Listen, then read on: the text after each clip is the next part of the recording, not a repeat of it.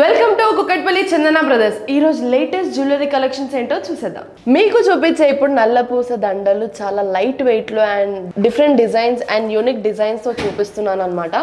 So ఈ నల్లపూసల దండ gross wait వచ్చేసి 8.910 అండ్ నెట్ వెయిట్ వచ్చేసి 8.610.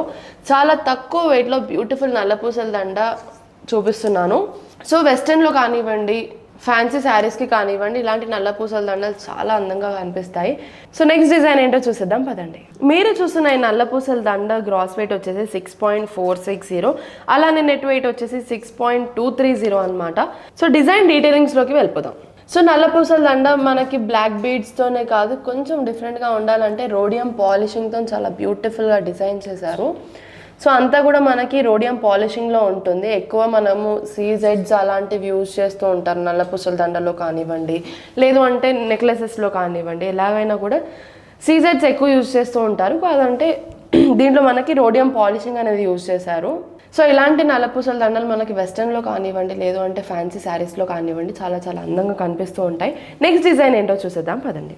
మీరు చూస్తున్న నల్లపూసల దండ గ్రాస్ వెయిట్ వచ్చేసి 5.610, అలానే నెట్ వెయిట్ వచ్చేసి 4.810 అనమాట.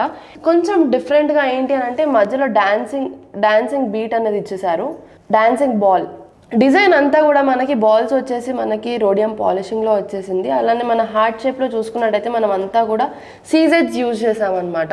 సో చాలా లైట్ వెయిట్ అండ్ తక్కువ ధరలలో బ్యూటిఫుల్ నల్ల పూసల దండ అనేది నేను మీకు చూపిస్తున్నాను. నెక్స్ట్ డిజైన్ ఏంటో చూసేద్దాం పదండి.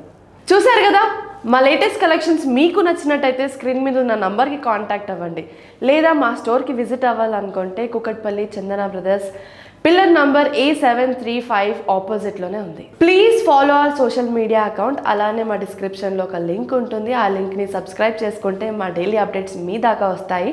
So thanks for watching this video. Bye.